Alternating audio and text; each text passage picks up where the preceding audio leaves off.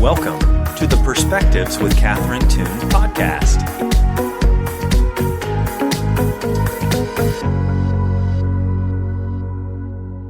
All right. Well, hello, everybody. I have someone very, very near and dear to me who has been on before and has been such a powerful person to impact my life and my growth and just relationally as a friend.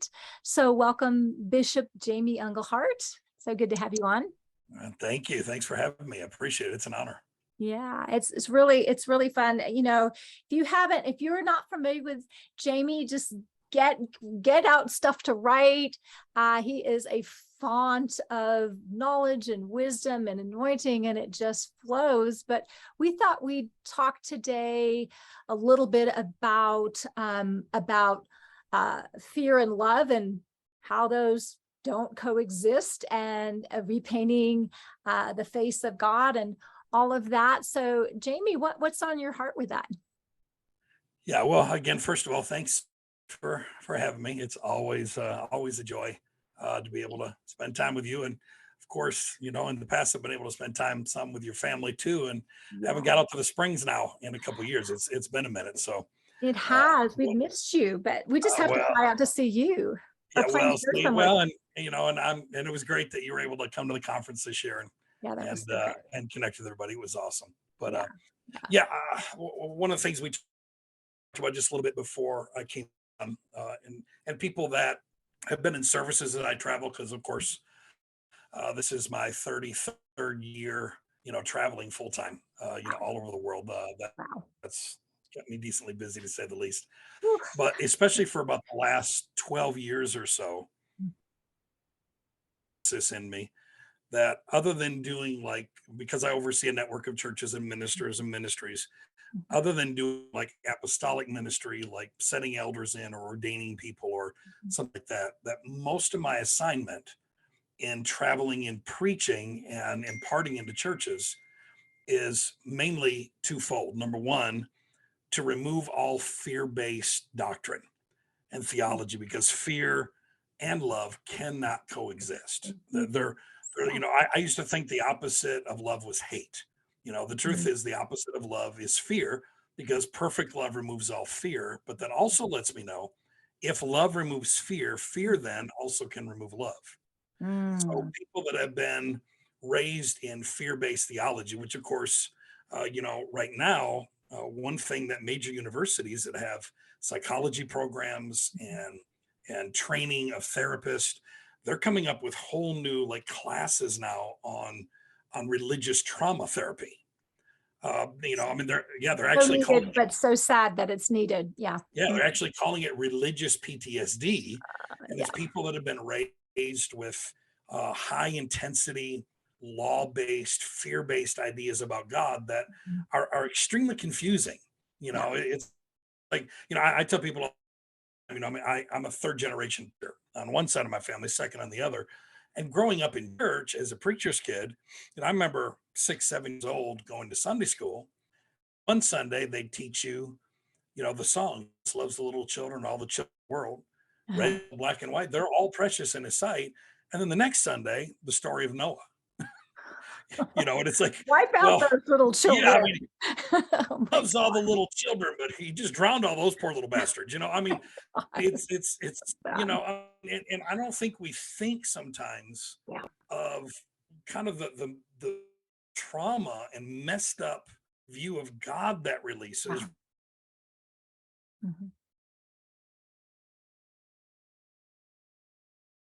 And Jews to this day don't teach Genesis.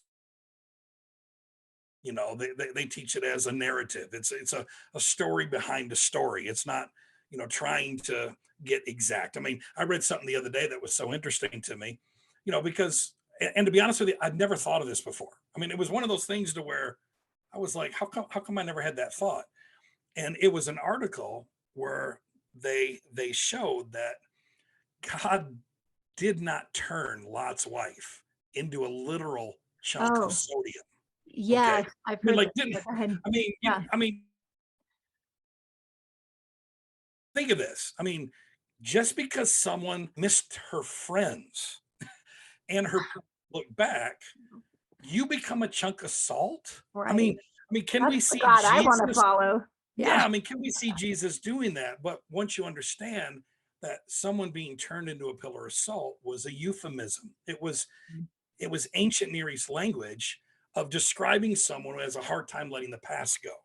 So Oh, it's not necessarily, and again, our problem is, when we try to literalize Hebrew scriptures, especially, yeah. well, there's more than 300 figures of speech in the Bible.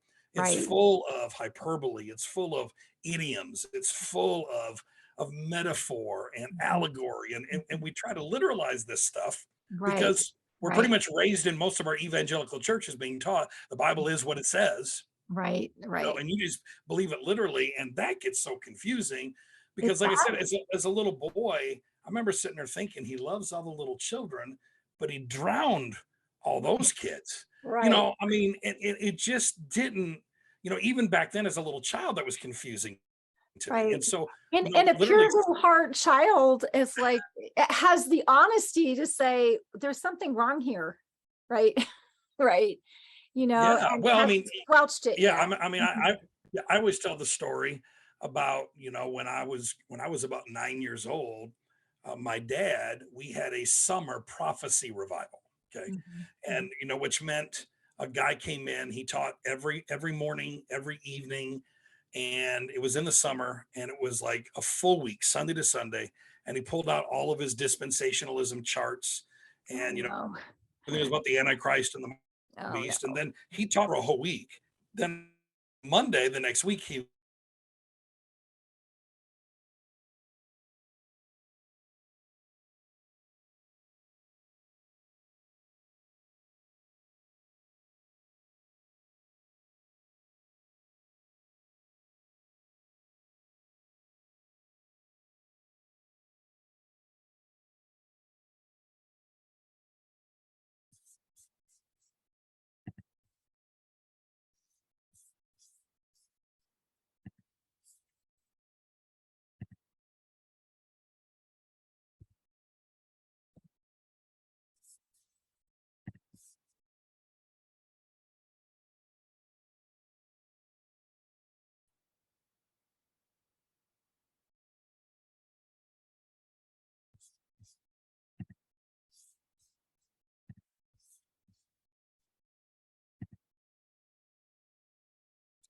Oh, okay. Hmm. Okay. Yeah. Um, we, um, edit. Um, these old cheesy seven or the mark of the beast. And are you still hearing me, Catherine? I'm hearing I you. don't know if I lost. Oh, okay. So, just sign back on, your internet stable. Help me. Okay.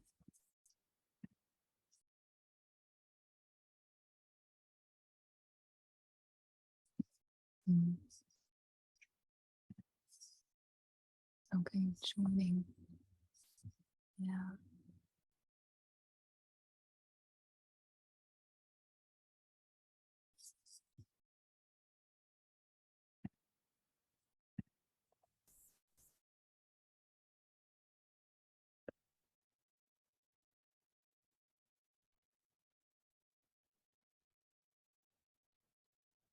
Sorry There we about go. that. Is your internet stable? Yeah, Okay. I've got full bar, so I don't know what Yeah, happened. I do too. It's kind of weird. Okay. Well, we'll just have to edit it out. No big deal. You were on a roll though. So I know. Well, I I think if you come in on where I said when I was 9 years old, and I'll pick up from there. yeah. Okay. So Yeah, we'll just do that. yeah. Okay. Just keep flowing. So Jamie, you had been telling us a story about something that happened when you were 9.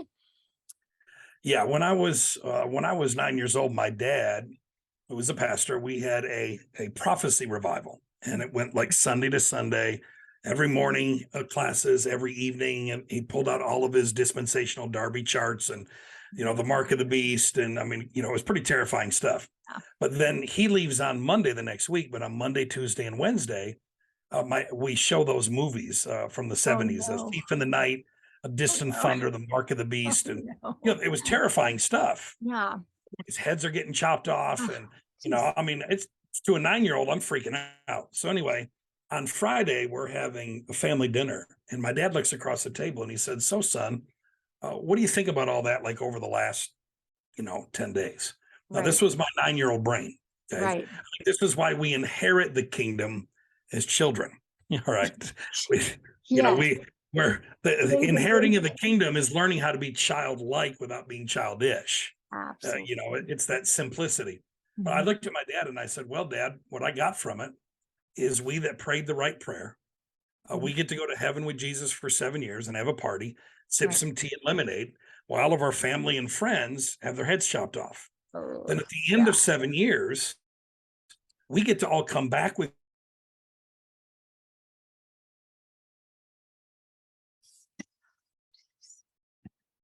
Jesus on a spirit horse." Yeah, kinda, and I was like, "I'm not interested."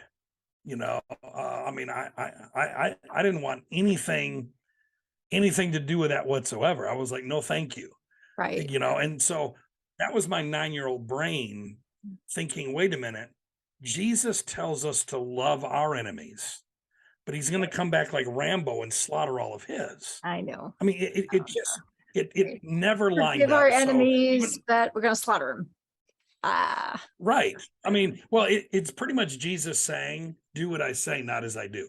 Exactly. Which that never works with children. So, I mean, for us that are the children of God, it never works for, a parent or even an older brother or sister to tell us to do something that they don't do at all. Exactly. And so it's amazing how, I've run into so many people because of being raised in that fear, their view of God is messed up, and I've been sharing this lately as I've traveled too.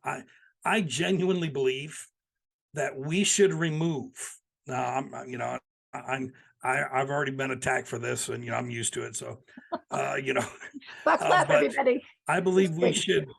Right, I believe we should remove from our Bibles the phrase "the fear of the Lord." Yeah, because the idea of fear and love, because God is light, life, and love. The only nouns for God are in 1 John. Every other description of God is pretty much an adjective. And so who God is in his person and character is light, life, and love. And none of those things does fear exist with, because the word fear, if you look at the translation of those words in Hebrew and Greek, terror is one of them, but it's also awe, it's also honor, it's also respect. So why do these translators choose the word fear? Yeah. Right. Choose the word terror, because that was their own bias and their own view of God. Because people think, well, but you got to have the whole counsel of God. I get told that all the time. You can't just teach God is love. You also got to teach that God is holy and God is righteous. And I'm like, well, of course he is. But his holiness is righteousness. Are adjectives that are there to further describe the noun, which is light, life, and love. Of course. And so, for us to have this crazy idea that, any child that is terrified of their parent, that's called a dysfunctional family. Exactly.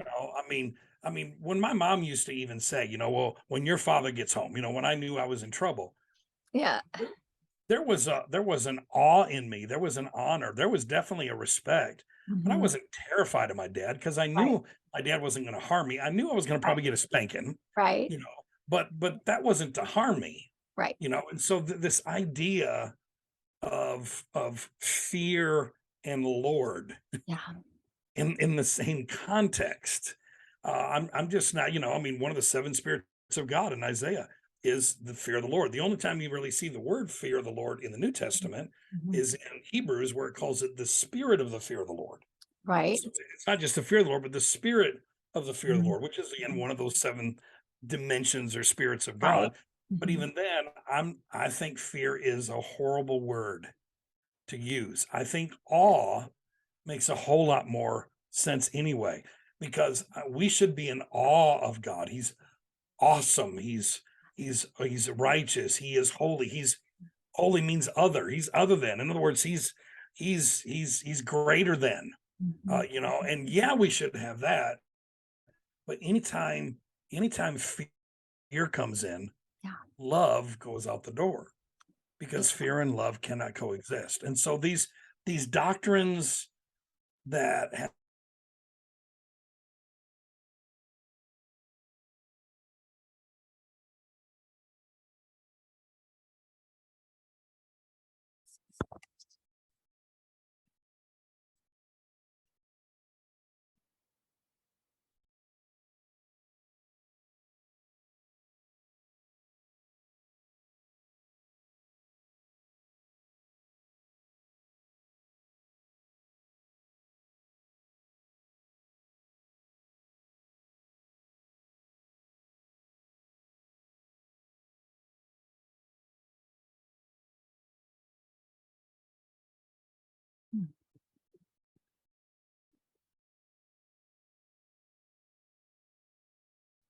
Oh, geez.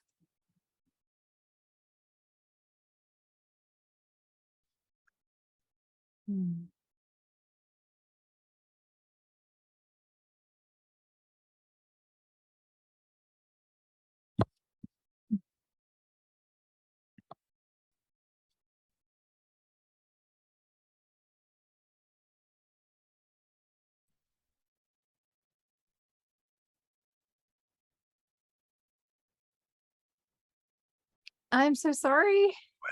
you know, it may, probably not just all you, some of mine too, but I keep showing all my bars, so I don't know what's going on. I it is very confusing. So Well, sometimes too, I know around between 5 and 9 o'clock when you do stuff there, I think sometimes there's so many other people on that it can tend to lag. I don't ever have this problem late at night or like, you know, before 3 o'clock. Right. Wow. Yeah, so well, anyway. I'm so sorry. No, that's all right. We will. That's what editing's for. So you were saying, basically that love and fear cannot coexist. And then you started saying the fear of the Lord, and then I wasn't sure what your thought process was, but right. Yeah, and I think I ended with that idea of the fear of the Lord, and then went into touch base with like fear-based doctrines now. Yes. Yeah, so I was one of that. Yes. When fear and love are, you know, and I heard Danny Silk say this years ago, that fear and love have been at war for thousands of years. Right. I mean, that's really a lot of the main struggle. But when you're taught a lot of fear-based doctrines, you know, such as the idea of the fear of the Lord, or things like dispensationalism or futurism or the rapture, you know, a lot of our end time stuff is very fear-based. It is. And it's rarely love-based. It's many times not victorious. I know I always have people that are futurists tell me, oh no, it's, you know, it's victorious. I'm like, not really. You know, I mean, if like I said, when I was 9 years old, for a 9-year-old to say, I'm not interested at all in coming back with Jesus. You know, I put up a post here on Facebook or social media a day or two ago, you know, because I turned on Christian TV back here a couple weeks ago when I was at my parents', and they've got like 8 or 9 stations. I only have like one, and I rarely turn it on because it ends up frustrating me more than helping me. Right. And it was like every program I turned on, as I went from one station to the other, it was something about Gog and Magog, or, you know, the ancient gods are returning, you know, like Molech is coming back again. And wow. I mean, just I don't know what Jesus did on that cross. I don't know what happened. All his stuff. You don't even want to get me started, you know. But I mean, you know, but it's along those lines of Gog and Magog. You know, I mean, one guy preached a whole sermon on how excited he was that the river Euphrates is drying up. Because, there's a passage in the Old Testament that talks about, these kings of the East that come, and the river Euphrates dries up. And they're like, that's this 1 billion man Chinese army that's going to march to the Battle of Armageddon. And, and I just I put out there online, I said, have we thought any of this through? First of all, we're in the 21st century. Nobody marches with millions of horses. Right. And by the way, China to Israel is 4,000 miles. Okay. And so imagine a 1 billion man army. My God. On horses having to do Pakistan, part of India, Afghanistan, Iraq, and Iran. I mean, first of all, do you think those nations are just going to say, go on ahead, just march through and trample down a bunch of our natural resources, and then don't do anything? The United Nations isn't going to say anything. Right. I mean, and because we live in the 21st century, we now have planes that can drop soldiers in, or ships that can run them to shore. I mean, we don't march 4,000 miles anymore. I mean, and then the other messages were Gog and Magog, Russia, the bear of the north, and they're going to come down and join the Chinese army in the Valley of Armageddon. I'm like, it's 3,500 miles from the tip of Russia to Jerusalem. You got to go through like 4 or 5 nations. I mean, some of this, there's just no common sense with it. Rather than, listen, those were verses that had fulfillments already in the past. And they're not in our future. And all it does is this incredible fear, and people start hurting, and they start doing all of this other kind of stuff. But a lot of our end time stuff, I mean, I still remember the day. As a matter of fact, it was when I was 9, after that whole teaching, about 2 months later, I came to school, because school had started in the fall. I came home from school. My mom and dad weren't at the house. So I got a little nervous, thinking I missed the rapture.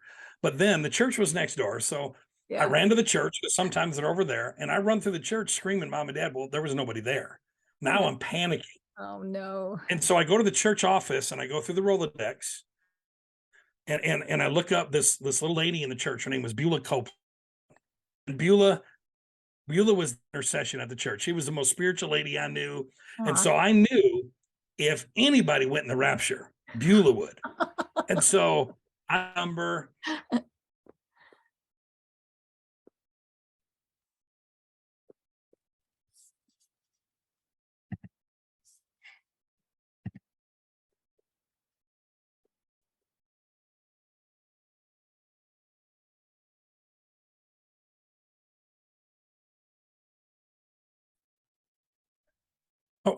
Are you back? I'm back.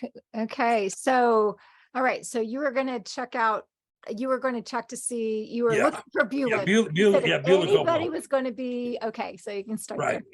Yeah, and all of a sudden you froze on me, and then it just came back. But anyway, so I run over to the church, and I go to the church Rolodex, and I call, and of course there was no caller ID. There was, hardly anybody back then even had like voice messages, where you could leave. And so it rings like 10 times. And so I'm freaking out, thinking I missed the rapture. All of a sudden Beulah answers, and I was like, oh, thank you, Jesus. Because I knew if Beulah was still there, then I was good. You're safe. You're safe. And, but I mean, I look back on a lot of that, and I'm like, what a horrible way to live as a child. And I'm so grateful. And I tell people this all the time. I don't, because there's a lot of things I've preached a different eschatology for 25 years and been kicked out of churches for it, movements, denominations, and everything else for it. Yeah. But I don't preach and teach it for my prosperity. Right. Because the truth is, if I'd have kept my mouth shut 20 years ago, I'd probably have a lot more money. You'd be having your programs on these things and making a lot of money. Sorry. It's true. And, because the sad thing is fear sells. I mean, it just does. Yeah. But, what I had to realize is that I'm not teaching this for my prosperity, but for my posterity. Yeah. That my children and my grandchildren don't know anything about that God. Thank God. When I bring up, I still remember the day my daughter, I think, was about 9 or 10 years old, and we were preaching a conference in Indiana. And the man who preached the night before me was an old-fashioned Hellfire and Brimstone preacher. Oh, And no. of course, my kids had heard me talk about it, but Mhm. they'd never experienced it. Right. And so, the service gets over, we go up to the hotel room, and my daughter Brittany, she climbs up in my lap. She says to me, she said, "Daddy, that man that spoke tonight has problems." And I was like, "Well, what do you mean, Right. sissy?" And she said, "He believes that our Jesus, who tells us to not render evil for evil, to love our enemies, Mm. is gonna fry and torture all of his." And she Mm. said, "Daddy, wouldn't that make Jesus a bit of a liar and a hypocrite?" And to be honest with you, at that moment, at that time, I'd not really thought about it. I mean, I'd changed my whole eschatology to where there was no fear base in my end time anymore. Right. But and I never really preached a eternal torment hell Right. because Mhm. it didn't make sense to me. Right. Because torture and love and justice don't line up. I mean, they just Right. don't. But that really caused me then to go on a journey. That I think with my eschatology, I started about 28 years ago, and up to this time, I've read I think over 70 books on eschatology, studied every view. But Wow. then, now when she said that, she was 9. So it was almost 20 years ago because she's just turned 29. That started me on a journey of then studying our ideas of hell. And I'm like, well, So what are glad we you going to, did. yeah, what are we going to believe about that? Because, do we really believe that all the good kids get to go upstairs, but then daddy's got a basement, where he takes out all of his anger because he's still got this one side of him, and none of it lines up with love. No. It doesn't even line up with justice because Mm. our justice would say that, Right. our justice wouldn't be Jesus on the cross saying, "Father, forgive them." We would call 10,000 angels and say, "Take them out." Mhm. I mean, I'm Right. being crucified unjustly, sick 'em, daddy. But Right. God's justice, according to Zechariah 7, verse 9, he said, "Practice true justice, declares the Lord, which is mercy and compassion." So God's idea of justice is not retributive, it's restorative. It's It it's is. it's always a heart of reconciliation, of restoration, of bringing his wayward ones. I think it's 2 Samuel 14:14, where God says, it says, "Thus says the Lord, I, the Lord, never take life." Yeah. Never take life. I mean, Right. literally he says in the Old Testament through Samuel, he never takes life, but he devises ways to bring his wayward ones home. And Oh, so, Samuel says that God's whole heart is not to take life, but to actually come up with ways to bring wayward ones oh, back into the fold. And so yeah. that then started me on a journey of, okay, if the two main fears that I was raised with Mhm. was the rapture and hell, Right. then I probably need to look at these two things Ah. maybe in a different way. And what's crazy is, and of course, I have a 5.5 hour e-course on my website on the last days. I have a 6 hour e-course on hell called "What the Hell," I love it. and and it's kind of a description. I really go into the history of where we get all this stuff from, Mhm. and most of it doesn't even come from the Old Testament. I mean, you go to the Old Testament, and Job actually says that hell, or Sheol, the Mhm. grave, is what it Mhm. actually translated, is a Right. place of rest and peace from your enemies. Wow.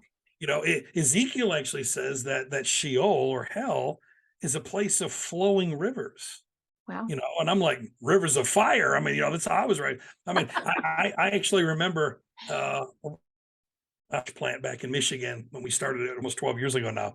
I think it was our second year, and I was up preaching a sermon, and I said to everybody in the church, I said, if the only reason you came to Jesus Mhm. was to escape fire, Right. then you might want to go to hell rather than heaven, because there's no context of fire and hell in the Mhm. Bible. The Right. closest one is in Revelation, where it says death and hell are cast into the lake of fire. So Right. hell's thrown into fire. It's not Right. fire, Oh, it's it's actually not fire. fire. Yes.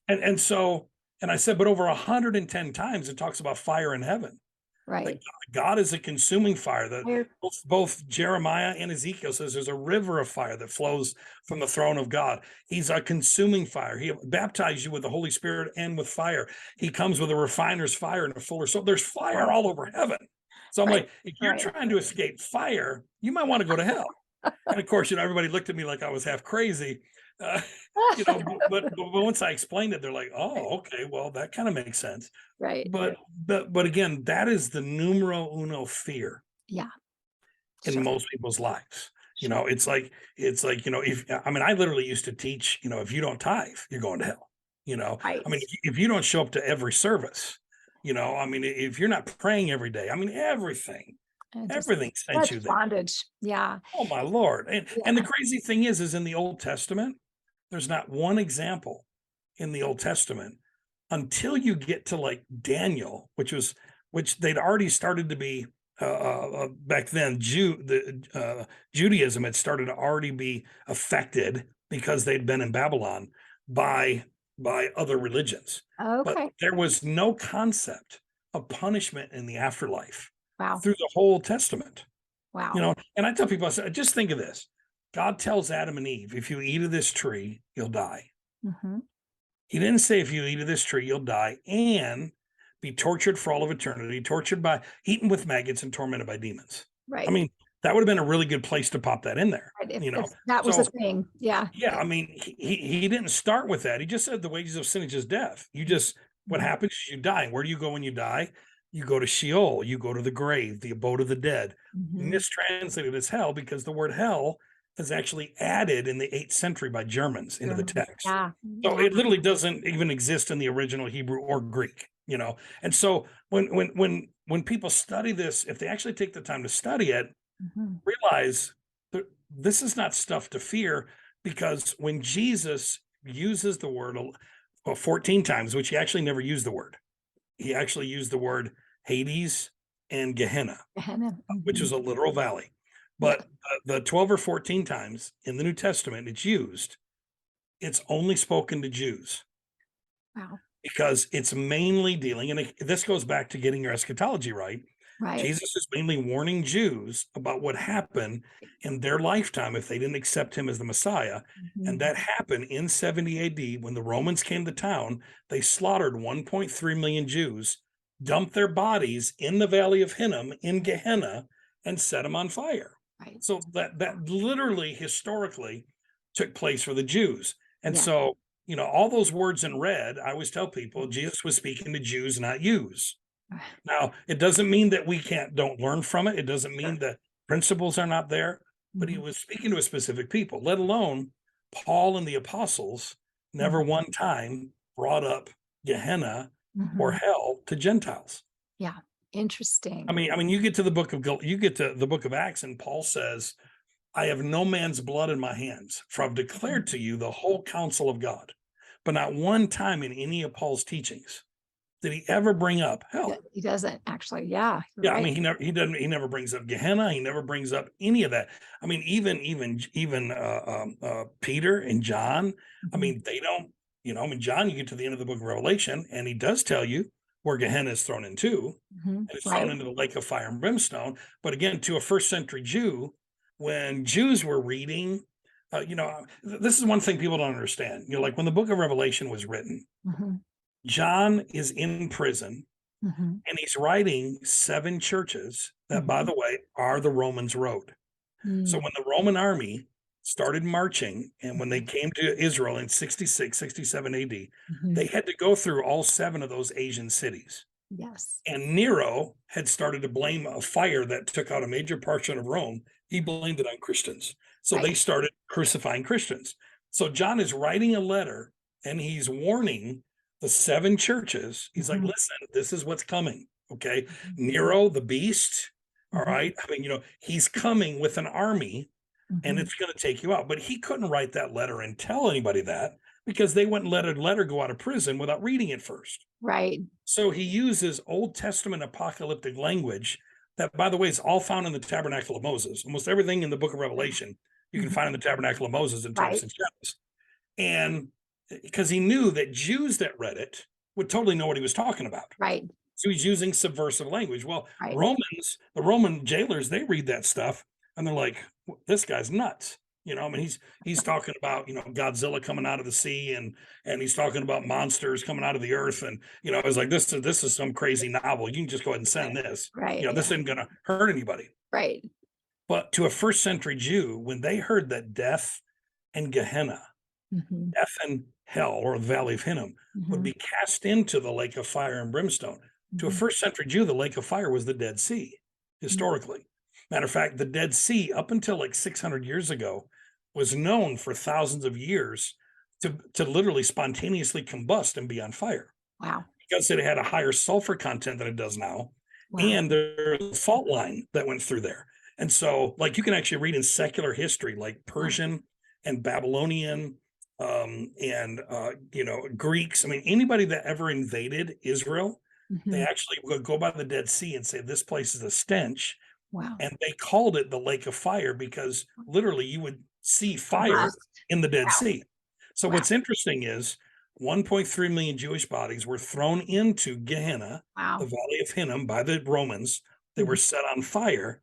And through the middle of the valley of Hinnom is the brook Kidron. Mhm. And when it rains a lot, Mhm. everything from that valley flows down to the brook, and Mhm. that brook goes out to the Dead Sea. Wow. So death and Gehenna are cast into the lake of fire. Wow. And Wow. so, just from a historical background, when you study that, you realize, man, they had a fulfillment in the first century. Mhm. Now, whether there's a spiritual thing in the future on that, I mean, there's all kinds of different ways to look at it. Mhm. But to believe that, God is the one that, and this is what I tell people. I said, man, let's just use some common sense. What a concept. Right. Well, all right. Let's say you're a 10-year-old Mhm. 10-year-old Muslim girl, Mhm. and you're stolen from your family by sex slave traders, Mhm. and they immediately get you hooked on heroin Mhm. because that's how they keep them as sex slaves, is they keep them stoned, and Right. they where they need the drugs. Right. And so at 12 years old, your body's given away. I mean, you're a sex slave, Right. and it's horrible. And now you're 30, and you've never heard the name Jesus. You're Mhm. an addict who Mhm. is used Mhm. 10, 12 hours a day.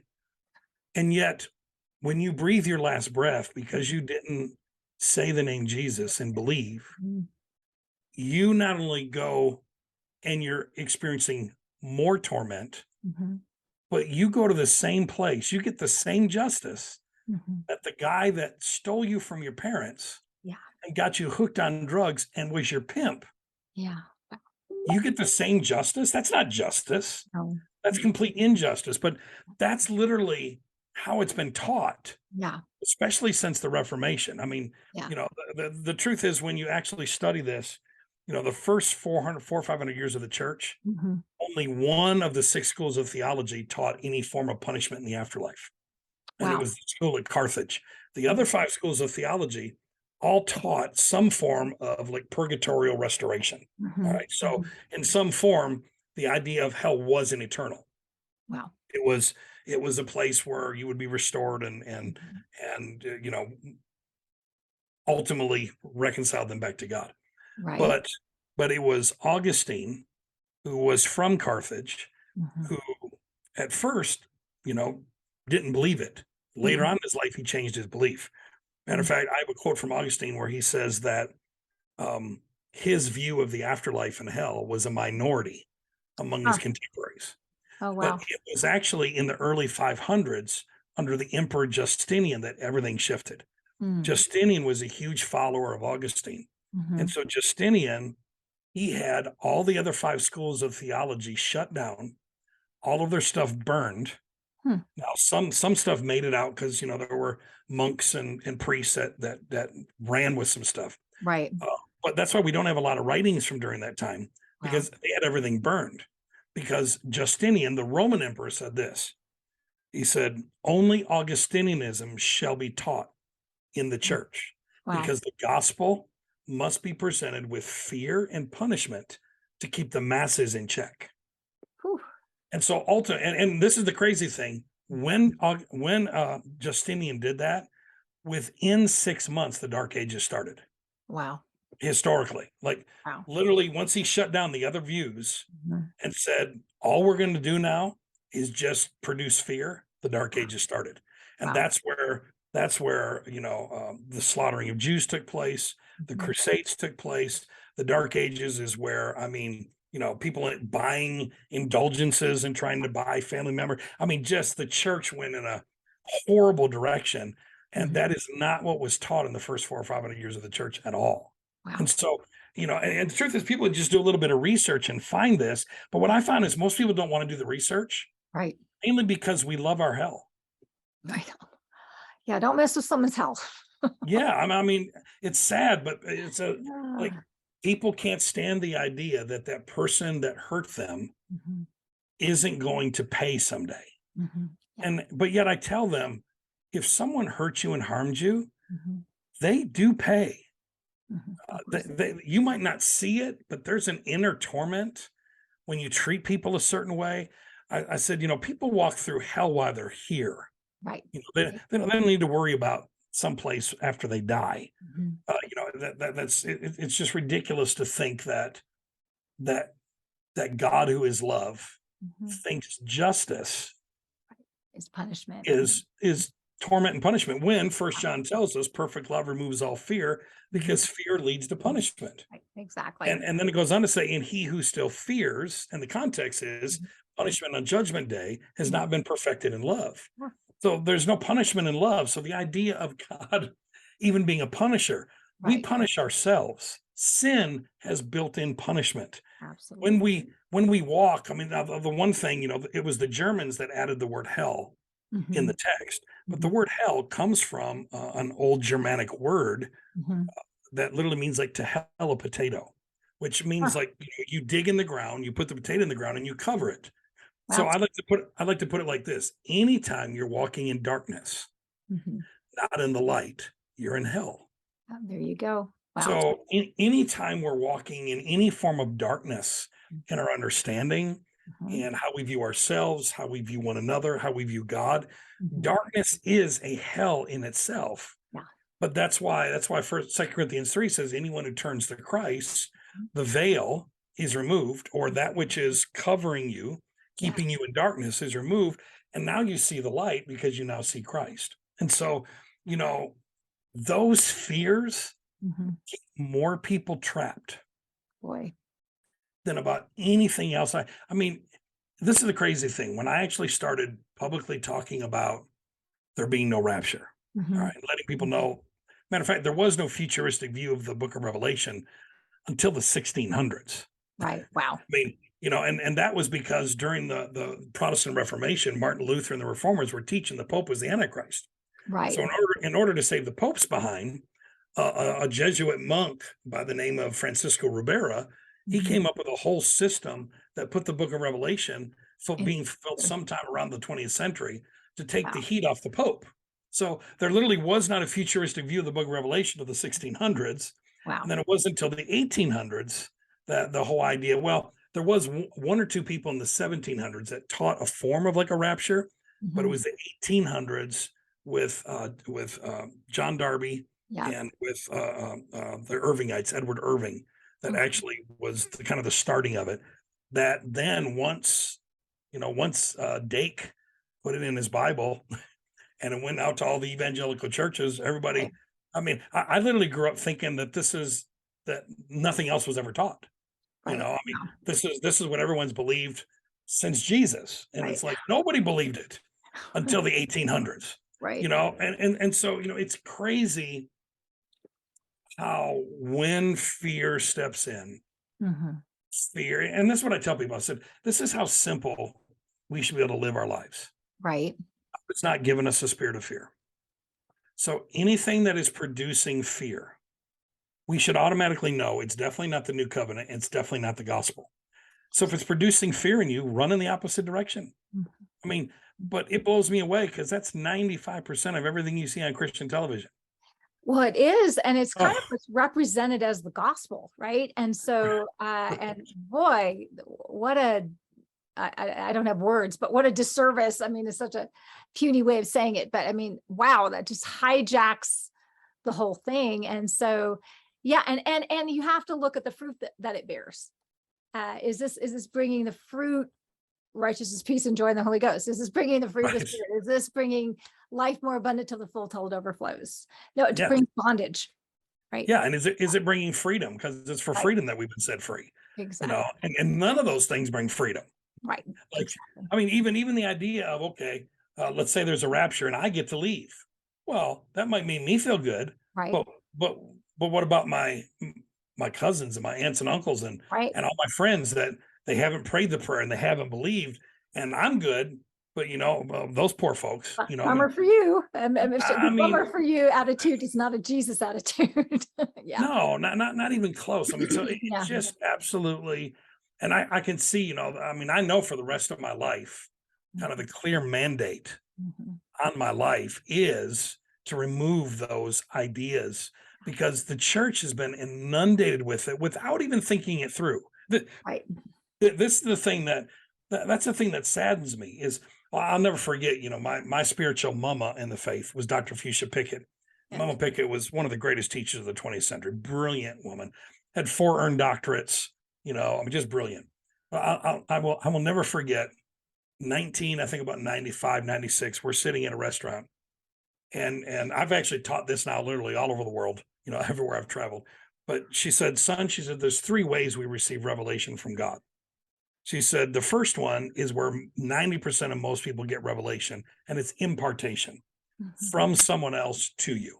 You hear a sermon, you read a book, but it's coming from someone to you. She said, secondly is illumination. And that's where you're reading the scriptures and something jumps off the page at you. It becomes illuminated to you. But she said, the third one is pure revelation. And revelation is when God gives you a thought and then he takes you to the scriptures to explain it. Oh, And wow. she said, hardly anybody ever walks in pure revelation because nobody wants to think. Ooh, ouch. And when she said it, I was like, yes, you're right. Because I mean, most of these doctrines, if we just apply a little bit of critical thinking, Right. I mean, it's one of the reasons, right? It's one of the reasons why we're losing so many of our young people once they go to college, Right. because they get in a philosophy class and the professor destroys this stuff with critical thinking. Right. A lot of them are walking away from the faith. Sure. Because they were taught the Bible is inerrant, it's infallible, it has no contradictions. And in one philosophy class, the professor shows them 20 contradictions. Right. And I mean, just in their mind freaks them out. Right. Because, a lot of times we taught them how to be good Biblians rather than good Christians. Right. And we taught them how to have a relationship with the book rather than actually with Christ.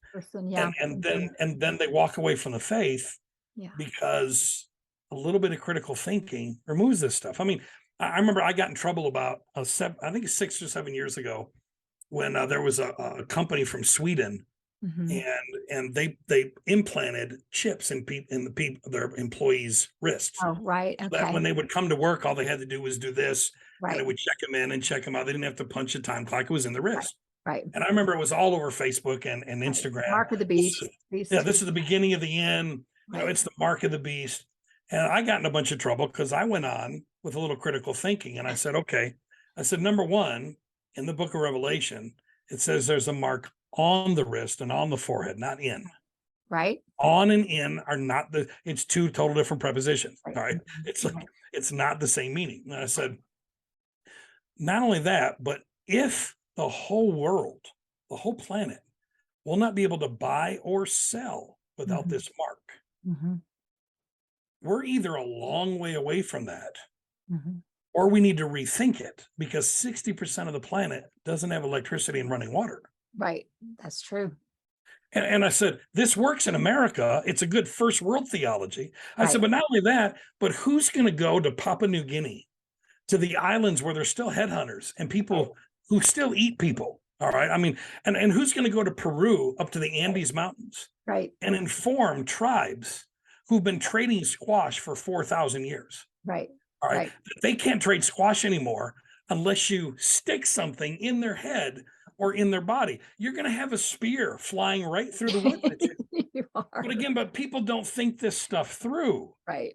It's like, seriously, like who's going to go do that? And it's obviously not talking about the whole world, because when you actually go to the book of Revelation, the word for world there is gi, in the oikonomai, one of those in the original language, and it's talking about a specific land. It's not talking about the planet. It's not the word cosmos. Right. And it was talking about a specific place, which was Israel.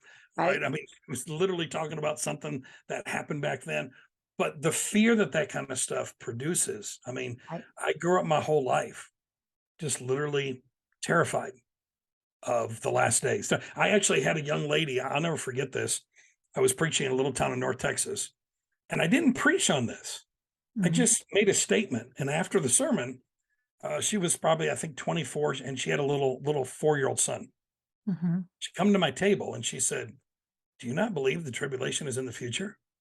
Of course, I didn't say that at all in my sermon, but I learned a long time ago, they that have ears will hear. Yeah. Right? So she had Right. an ear to hear because no one else said that. Right. And I said to her, I said, "Well, actually, no." I said, "I believe the Great Tribulation was the Jewish tribulation between 66 and 70 AD. Mhm. And the tribulation," and she said, "So you're not pre-trib?" I said, "I'm not pre-trib, mid-trib, or post-trib. I'm past-trib." Right. I said, "The tribulation is in our past."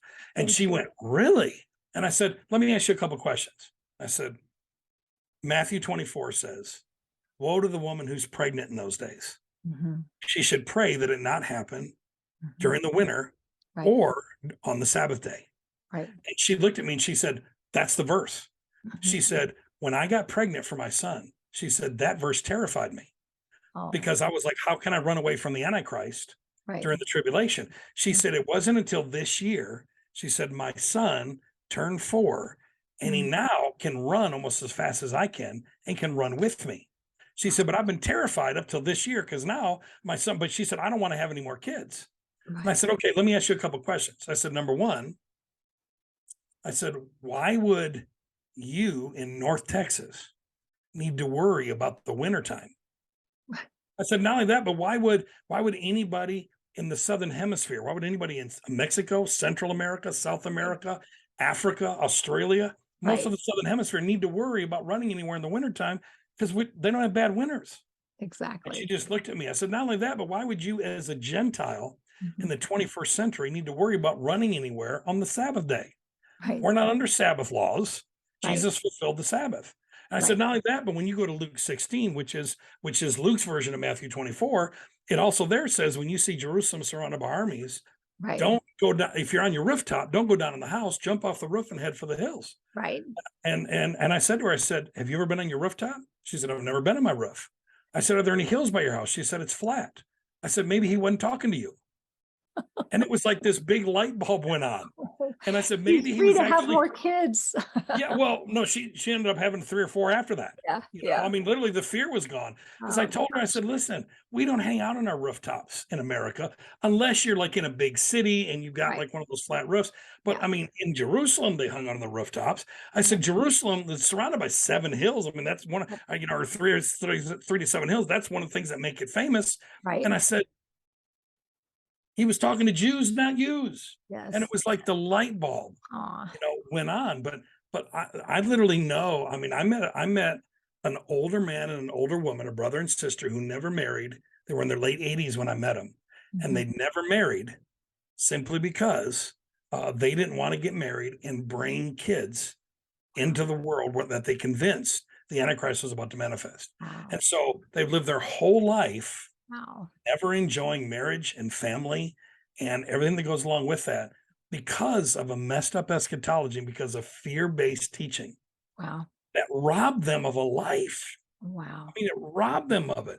And Yeah. so, the idea that we would be okay Yeah. with teaching any form of fear, it Right. shows me, it lets me know immediately that someone does not fully understand the gospel Yeah. and they don't understand what Jesus came to do, which, according to Hebrews chapter 2, Mhm. uh, for me is probably one of the most key verses in the Bible that I hardly hear everybody talk about, where the writer of Hebrews says this in Hebrews 2, I think 14 to 16, right in there. But he says this, he said, Jesus destroyed Mhm. him who had the power of death, that is the devil, so that we, Mhm. who all of our lifetime had been slaves to Right. the fear of death, would Mhm. no longer be afraid. Yeah. So one of the main reasons Jesus came was to free us Right. From from the the fear fear of of death. death Wow. that all of our lifetime we've been enslaved to. Yeah. And so anything that causes a fear of death and what will happen in the afterlife, Mhm. it's automatically not the gospel. Right. Ding to ding ding. Jesus came for that. Yeah. Yes. Wow. And so I've just made up my mind, no matter how many hits I take, I'm willing to be called a heretic, Mhm. because I know that the heretics of one generation are the heroes of the next. Right. And I have absolutely no problem with that. But I Mhm. also have done the research. I Mhm. put the time in, and anytime someone wants to try to debate me, Mhm. I can do it pretty well. And I can point them to the right stuff, the right scriptures, Mhm. the right teaching, because most of the time people would rather put their head in the sand Yeah. and be ignorant about this stuff. Mhm. Again, it's because we like the idea of God punishing people we don't like, Yeah. even though we're supposed to love them. Mhm. And to me, and I've said this now for years, it's interesting to me that Jesus never told us to love his enemies. Mhm. It He doesn't told have. us to love our enemies. Yes. And the reason is because he doesn't have any. That's it. And how do we know that? Because no greater love is this than a man lay down his life for his friends. Wow. And we know that he laid down his life for everybody. So he only has friends. So he tells us to love our enemies, not his enemies, Yeah. because he doesn't have any.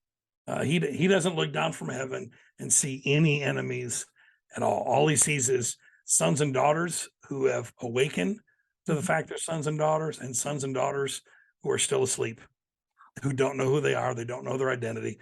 And so they're living alienated and separated in their mind from him because no one ever informed them they were sons and that they're beloved Yeah. from a wonderful father.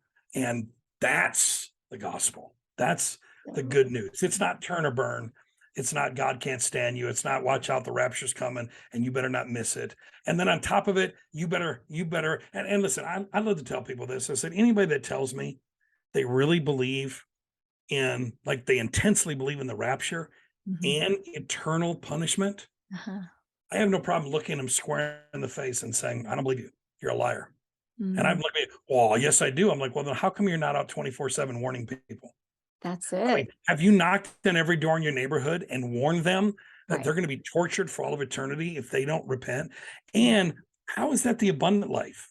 I mean, Right. how am I going to enjoy the abundant life taking my granddaughters to a movie? Mhm. And Yeah. and being convinced that Mhm. 90% of the people sitting in that movie, if a shooter came in with a machine gun and started shooting at us all, that 90% of them would immediately be burned and tortured Yeah. forever and ever. And I don't stand up and warn them. Mhm. Yeah. Wow. And I tell people, I said, at least the street preacher that goes Right. out 8 hours a day with a bullhorn and Uh-huh. screams repent, at least he believes it. Yeah. Now I don't agree with it, but at least I got At least he respect for believes him. it, so he's doing something. Yeah. Right. But the person that say they believe it, and then I also like to say this, Catherine, I'm like, if you're not out warning people all the Mhm. time, Yeah. and why isn't the Holy Spirit then on the inside of you gnawing at you Right.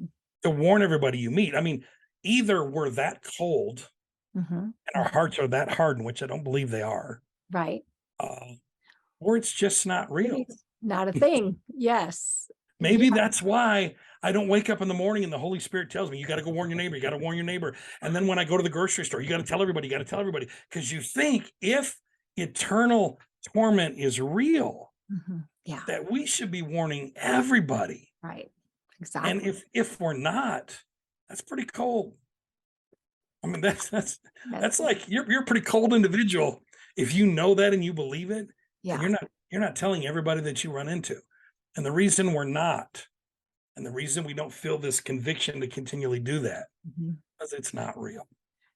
Yeah. It is a man-made doctrine Mhm. that has absolutely been there to produce fear and to Mhm. keep people from walking in life and love Yeah. and in the abundant life that God's called us to.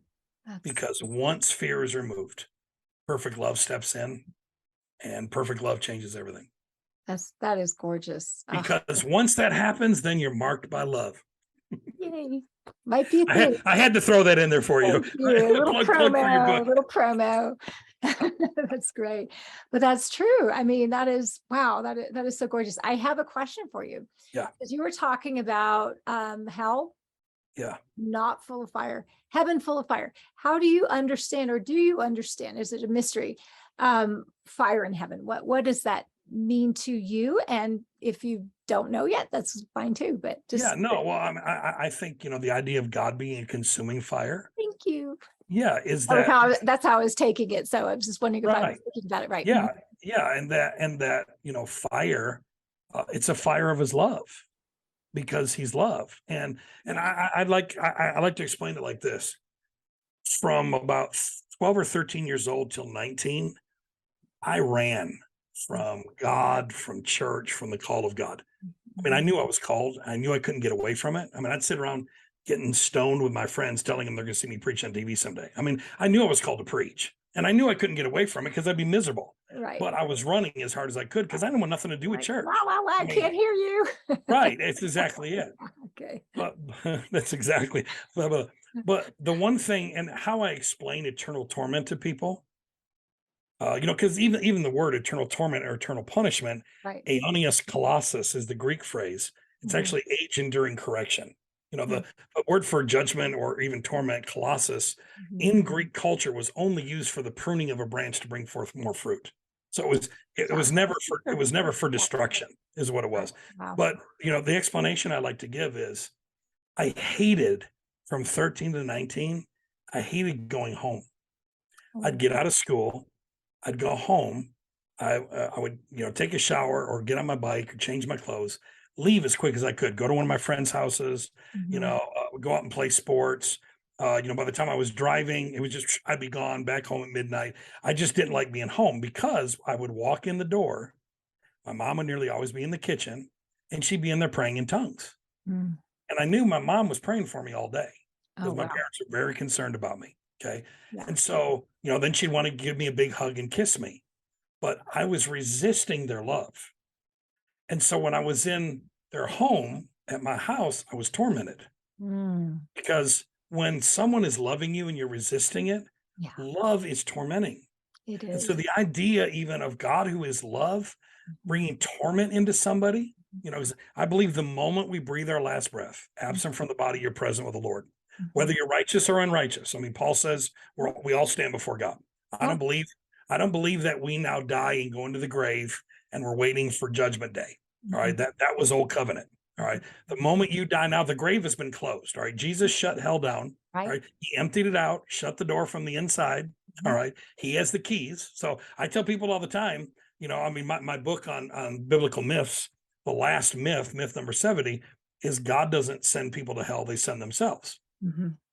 And what I said the reason this is a myth is because nobody can send themselves somewhere they don't have keys to. Right. Let me in. Well, how do you send yourself? And the only reason we say that is because hell is so vexing to us. Yeah. That we can't comprehend our loving Savior sending anybody to hell. So we say, oh, well, God don't send people to hell. They send themselves by not believing. And it's like, but wait a minute. How can you send yourself somewhere without keys? Yeah. Because Jesus is the only one that has the keys of death and hell, death and the grave. So he closed the grave. No one has died in 2,000 years. All right. The moment you breathe your last breath, you don't go to the grave anymore. Absent from the body, you're present with the Lord. But when you stand before God, those of us that have received his love, that fire, that river of fire that flows from that throne, it's cleansing. It's as Paul said in Corinthians, he said, we all will go through the fire. He said, it will bring cleansing, it will bring purging. And he said, it will burn away the wood, the hay, the stubble, but you won't be burned. He said, so this fire that comes from God won't consume you, but it burns everything away, unlike him. Yes. And it's refreshing to the believer. To the unbeliever that have resisted his love, it's tormenting because they've resisted that love, but then it burns everything away. It cleanses everything. I mean, even the idea, I love what the Eastern Orthodox Church mainly teaches, because in Revelation, when it says death and hell are cast into the lake of fire and brimstone, the word brimstone is the Greek word theon, and it's translated in 2 Peter 3 as divine nature. And so you could literally say the lake of fire and divinity. Wow. Right? So because God is the lake of fire, God is divinity, and he consumes death and he consumes the grave, and burns it all up. And then you stand before nothing but pure love and pure fire. Yay. You're cleansed and purged. Now, beautiful. I leave room in my theology for, someone like Charles Manson, to still give God the finger after all that. And then I would probably have a little bit of conditionalism or annihilationism, that person would then perhaps be just destroyed and like cease to exist. Even though, I mean, I don't fully embrace that, but I leave room because I don't know. I believe that once everyone has had all the wrong ideas of God cleansed away, all of the wrong views of God they got from Christianity, all of the pain they experience, and they're standing as a spirit and soul that's been purged and cleansed before pure love, I'm not sure anybody's not going to say Jesus is Lord and bend their knee. I agree. And one of the things that I believe that fire, the fires of God, the fires of love are healing is a broken will that resists love, and that also resists, because if you're created in the image and likeness of God, you're created in the images likeness of love, truth, and light. Yes. And so when you're resisting it, you're resisting actually who you are. How long in eternity can any one human being hold out against pure love that's also burning away? Right. And which not to be dogmatic, but gives you a lot of hope for the Charles Mansons and the Adolf Hitlers. And I don't know, that's God's business. We know he's good. Exactly. All of that. Right. Well, and the truth is this, all right, we don't have any scripture in the Bible that says your last breath is your last opportunity to hear and believe. But we have, at least in the New Testament, I mean, John 5, I mean, Jesus said that the gospel would be preached to the dead and they would hear and rejoice. Right. What does that mean? I mean, who's preaching the gospel to the dead? I mean, the early church, I mean, you go to 1 Corinthians 15, the famous resurrection chapter where Paul's saying that, if there's no resurrection, no reason to preach the gospel. Right. He also goes on in there and he says, if there's no resurrection, he said, then why are you being baptized for the dead? There's no reason for you to be baptized for the dead, because the early church actually had a practice that if they had family members who had died before being baptized or before receiving Christ, that they could be baptized in proxy. Right. Oh, for a family member. All right. So they literally were being baptized in the water for dead loved ones. Wow. And that was in the first 200 years of the church, not when things got crazy after the year 400 or 500. Right. We're talking, that was an early church practice. Wow.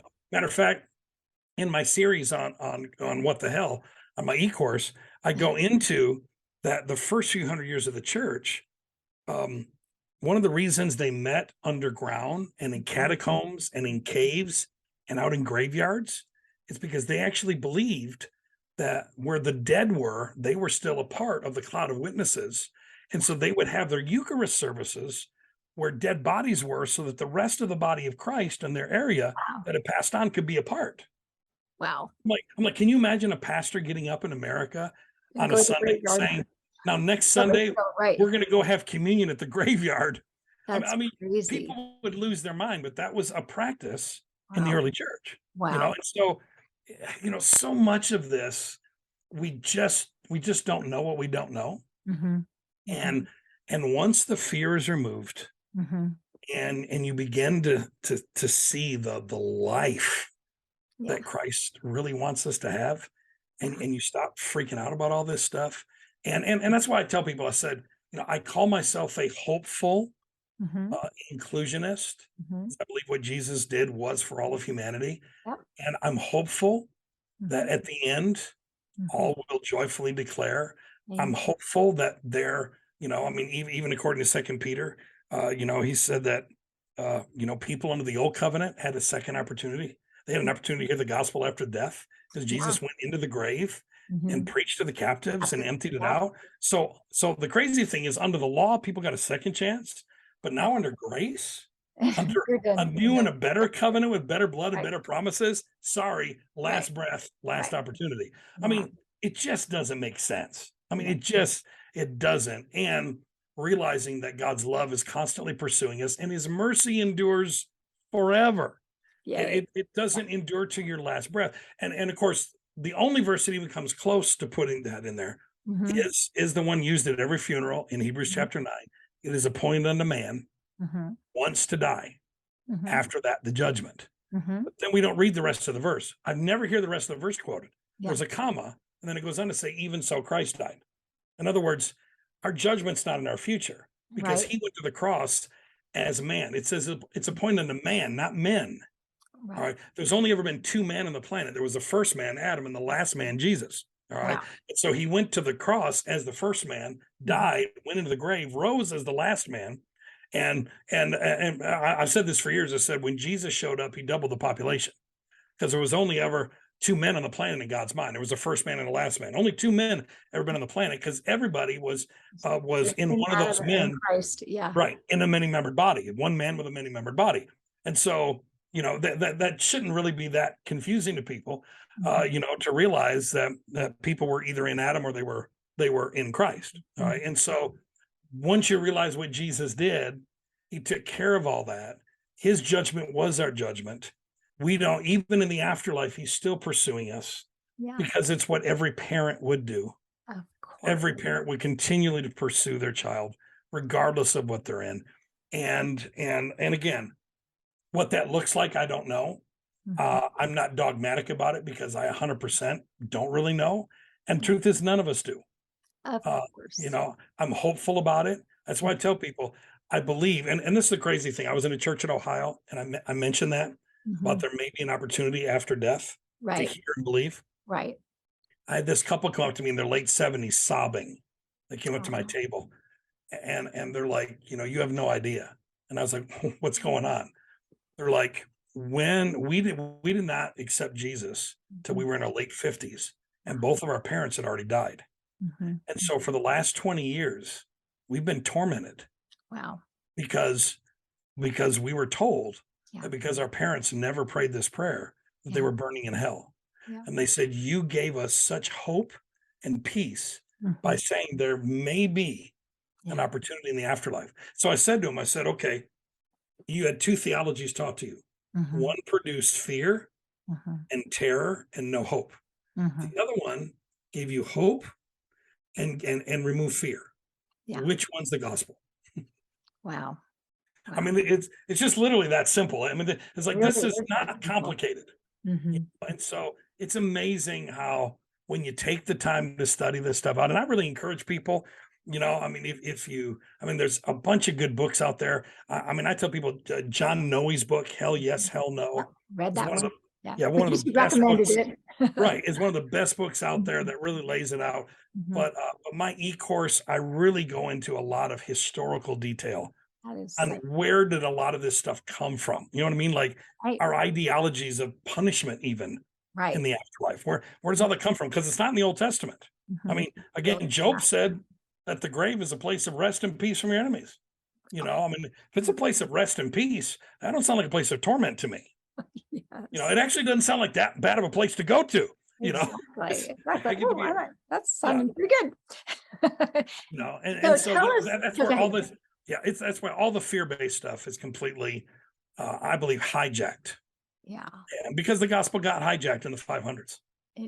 It did. But we're coming back. we're recovering. Thank you, Jamie, for spearheading so much of that. That's so amazing. So where can they find where do they go to find these e-courses? How do they connect with you? Yeah. They can go to my website, either himconnect.net or connectinternationalministries.com. Both of them will take you to the same place. Connectinternationalministries.com or HIM connect.net. And right on the homepage. Right on the homepage, scroll down a little bit and it says e-courses, sign up. You click on those. And right now I've got, I think 6 of them. There's the one on hell, one on last days, one on the gospel. And I go over the 7 dimensions of the gospel, 7 things called the gospel in the New Testament: the gospel of God, the gospel of Christ, the gospel of the dear son, the gospel of Paul, the gospel of peace, the gospel of grace, and the gospel of the kingdom. So all of them are the gospel, but it's multidimensional. It's bigger than just the kingdom, or bigger than just grace, or bigger than just one thing. And I go over in detail. There's like 5.5 hours on that. But then there's one on how to understand the Bible. And that one, I walk people through on just how to actually study properly, context, type, symbols, shadows. That's almost 6 hours on that. And then there's one on the gifts of the Spirit. I call it the gifts of the Father, the Son, and the Spirit.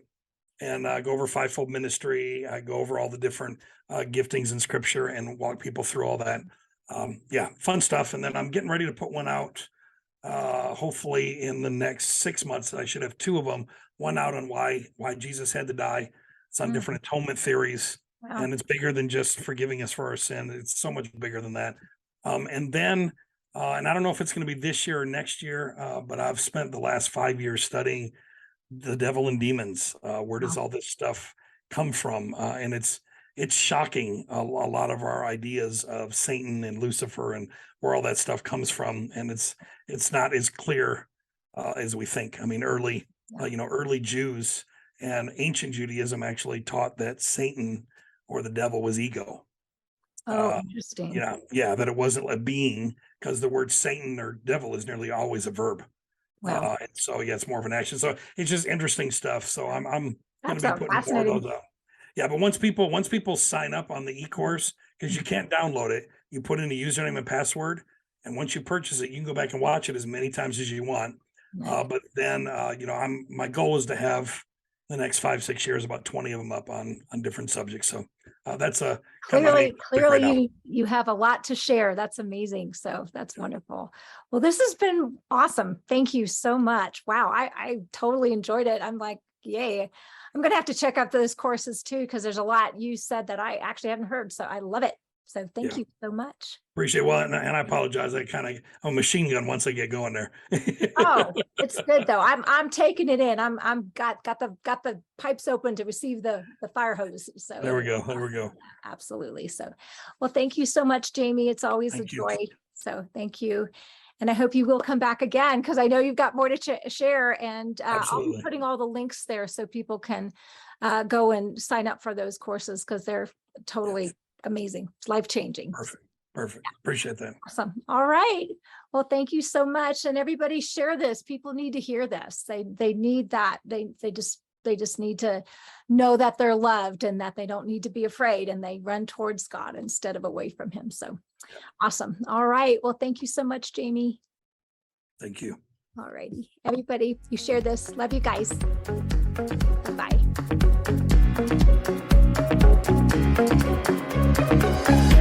Thanks for joining us on this episode of Perspectives with Catherine Toon.